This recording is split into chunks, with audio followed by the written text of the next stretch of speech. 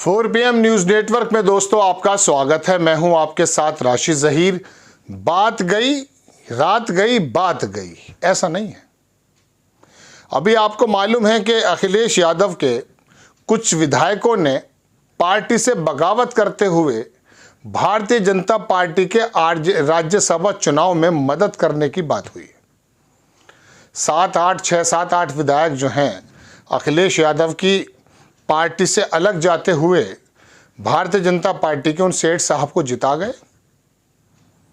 पहले से महसूस हो रहा था, लेकिन फिर भी एक झटका तो दिया था। अब वहां से बात निकल कर आई। एक बड़े पत्रकार हैं, एक डिबेट में कह रहे थे कि जो विधायक टूटे हैं उनका कहना है कि अमित शाह का फोन, होम मिनिस्टर का फोन 2 बार आया। और मैं साथ में आपको ये भी बताने की कोशिश करूंगा दोस्तों कि ओम प्रकाश राजभर की तरफ से भी ये बयान आया है, कहीं मैंने सुना है, एक पत्रकार थे वो ही बता रहे थे शायद, कि उन्होंने कहा कि अमित शाह की अखिलेश यादव से ये बात थी कि ये जीतने चाहिए, ऐसी चर्चा है। लेकिन अगर ऐसा है कि विधायकों की खरीदो फरोख्त में, राज्यसभा के बंदे को चुने जाने में अगर अमित शाह का रोल है, तो अब ये बताइए देश किस ओर जा रहा है। ये मैं अपनी तरफ से नहीं कह रहा हूँ और ना मेरे पास इसका कोई सबूत, सिवाय इसके कि जिस पत्रकार का आप चेहरा इस वक्त देख रहे हैं, इनका नाम है सिद्धार्थ कलहंस। अच्छे पत्रकार हैं, बहुत शानदार और बड़ी अपनी टिप्पणी बताते हैं। एक प्रोग्राम में कह रहे थे, मैं वीडियो अगर कॉपीराइट एक्ट ना हुआ तो मैं दिखाना चाहता हूँ। तो उन्होंने कहा, हमारे एडिटर अगर चाहेंगे तो छोटा सा अंश आपको दिखाएंगे कि किस तरह से उन्होंने कहा कि अमित शाह के 2 बार फोन आ चुके हैं।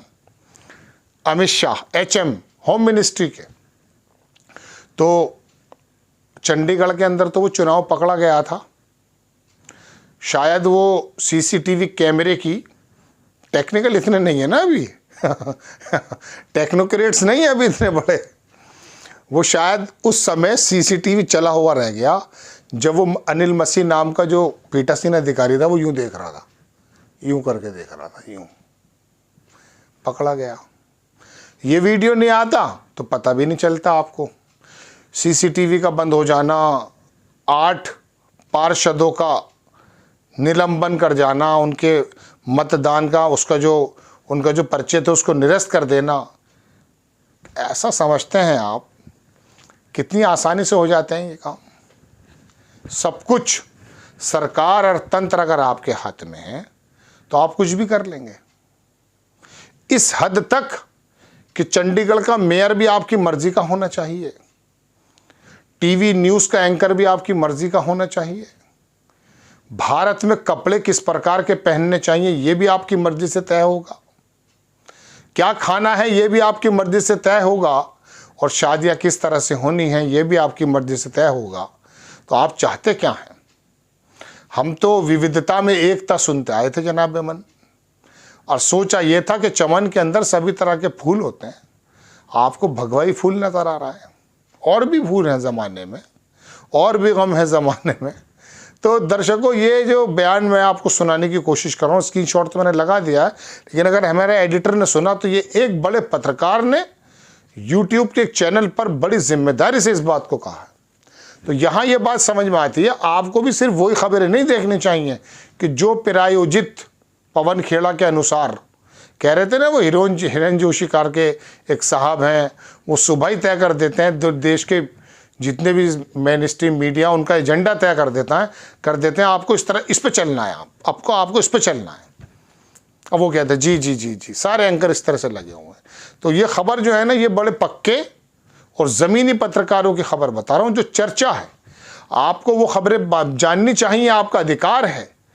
जो खबरों के पीछे की खबरें हैं, जो पत्रकारों के विचार विमर्श किसी तजुर्बे या किसी एविडेंस के साथ होते हैं, जो मेन स्ट्रीम मीडिया आपको चाहने के बावजूद नहीं बताती है, बता भी नहीं पाएगी। तो इस पत्रकार ने जो खुलासा किया दोस्तों, मुझे चंडीगढ़ का वो इलेक्शन भी याद आ गया, मुझे राज्यसभा का ये इलेक्शन भी याद आ गया, और मुझे यूं लगा कि अमित शाह जी कितने माइक्रो लेवल पर अपनी इंजीनियरिंग करते हैं।